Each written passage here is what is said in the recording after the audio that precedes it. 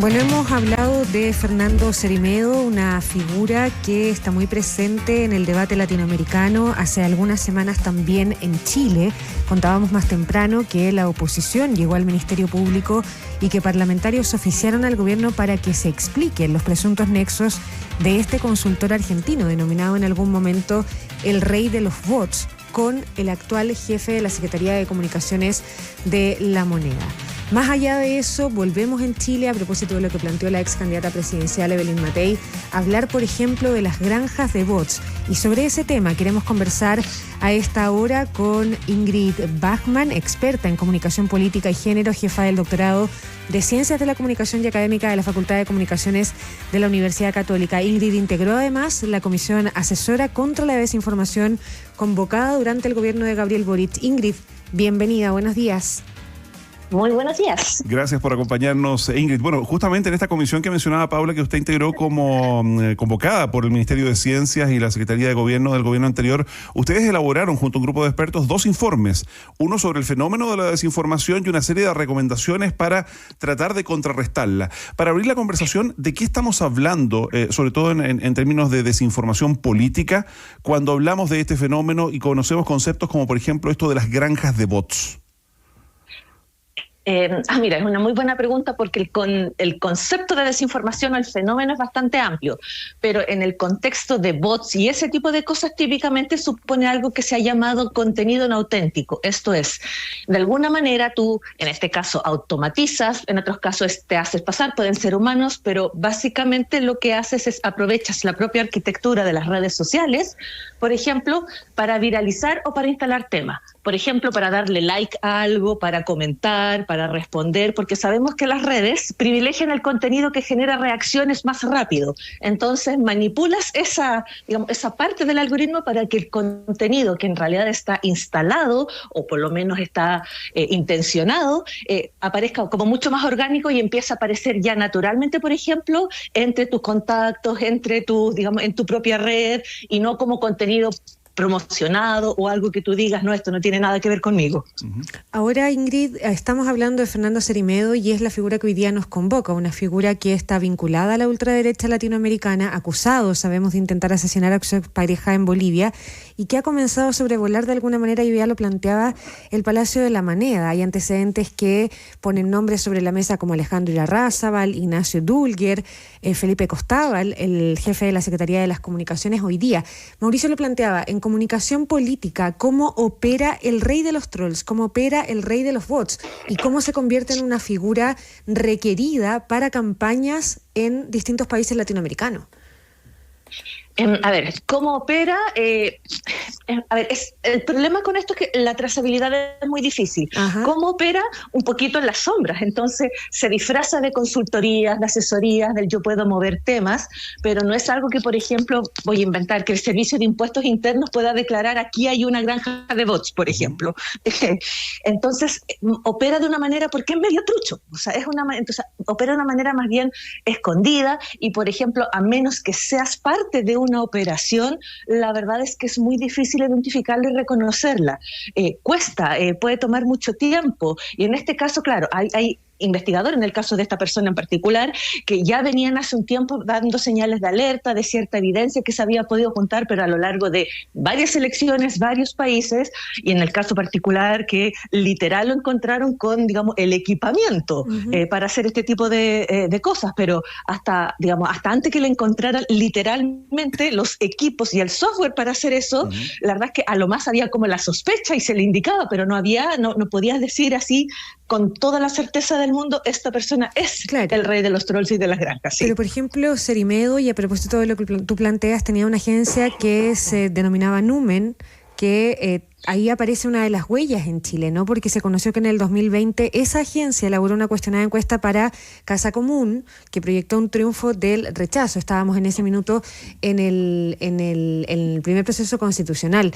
Siempre hay una fachada delante, en este caso, de las granjas de bots o de quienes se dedican A ver, entre quienes se dedican, típicamente sí, porque es un espacio muy, muy oscuro. Esto no es como, que a veces se llama como la dark web, la internet así como más oscura o más digamos, criminal, por decirlo de alguna manera. No, porque usan recursos que son bastante disponibles, pero el servicio propiamente tal de granjas se suele empaquetar en otro tipo de servicios, como te voy a dar, no sé, más visibilidad, voy a subir tus métricas de participación en redes, te voy a subir tus interacciones. Y eso se puede hacer sin bots y sin de otra manera. Entonces se empaqueta de esa manera y en ese sentido, o sea, el que la agencia haya operado en Chile en sí mismo no es evidencia de que haya habido una operación de granjas de bots acá. Ahora, desde la experiencia, Ingrid, ¿cuál es la efectividad de este tipo de personajes, digamos, o de este tipo de consultores en el impacto en la política, en el poder llevar la elección hacia uno u otro lado, en poder levantar o eventualmente destruir una candidatura? Entiendo que hay ejemplos desde las elecciones en Estados Unidos, algunos países de Europa, pero también en nuestra región, ¿o no? Efectivamente hay cierta evidencia o por lo menos sospecha de que ha influido por lo menos en las percepciones de algunas personas, pero llegar a establecer, por ejemplo, que una persona votó A o B exclusivamente por una granja de bots es muy difícil de probar. O sea, porque la verdad es que la gente está sujeta a otro tipo de información también. ¿Qué es lo que suelen hacer estas campañas? Uno, instalan temas e instalan dudas. Por ejemplo, en el caso del caso chileno, que lo vimos con el de Evelyn Matei, lo que ella acusó es que la deja, o en el caso de Macri también, pero en el caso de Chile, Matei, lo que ella acusaba es que la hacían ver como que no estaba, digamos, mentalmente capaz para el cargo. Y eso es sembrar una duda. Nunca la acusan directamente, no es que una campaña dijo usted se tiene que hacer un examen médico o algo así, como sí lo vimos, por ejemplo, en el caso de Estados Unidos con Joe Biden. Pero aquí el tema es instalar dudas, sembrar, y eso a veces puede ser suficiente para que la gente, sobre todo que está en la duda, se inclina a veces por uno u otro. Y lo otro que es, en el fondo, es una guerra sucia. Entonces instala suciedad e instala ruido en una campaña y eso puede ser muy insidioso, si bien es difícil establecer el cuánto puedes mover de un votante para un lado o para otro. Estamos conversando con Ingrid Bachmann, experta en comunicación política y género, jefa del doctorado en Ciencias de la Comunicación y académica de la Facultad de Comunicaciones de la Universidad Católica. Ya la presentábamos. ¿Cómo se enfrenta? La pregunta puede parecer hasta naif, Ingrid, ¿no? Pero tenemos un ejemplo muy reciente, que es el de Evelyn Matei, que era el que tuvo el viaje a mencionar. Ella habló hace algunos días, dijo que no creía, incluso en la versión que entregó en ese entonces el candidato hoy, presidente de la República, José Antonio Kast, en relación a los bots.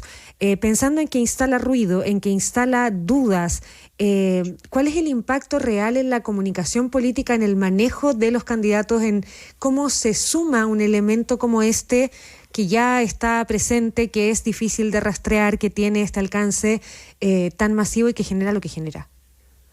Mira, se dan dos cosas. Uno, tú por el lado de el que eres la víctima de esa campaña, por ejemplo, orquestada de contenido no auténtico, es que es muy difícil de contrarrestar y es muy difícil de probar, o sea, de que tú ves cierto movimiento. Por el otro lado, en tanto en las campañas, o sea, ahí ya entra incluso un estándar ético de cuán correcto, cuán sucia puede ser la campaña respecto de otra persona, el cuán orgánica va a ser, el si yo solo quiero instalar la duda y después crece solo, y ahí también tiene que ver con el cuánto se autoriza o cuánto entendemos como aceptable en política. Históricamente en Chile, por ejemplo, los mensajes de ataques a otros candidatos eran mal vistos, como esos que se ven en otros países. Por ejemplo, en la campaña, no sé, la franja televisiva no suele atacar directamente al otro candidato, sino que más bien presenta la propia campaña y dice algunas cosas como el otro que propone tal y cual y nosotros proponemos esto y esto otro, pero atacar así directamente... Eran mal vistos y castigados electoralmente, porque eso también ha cambiado, ¿no?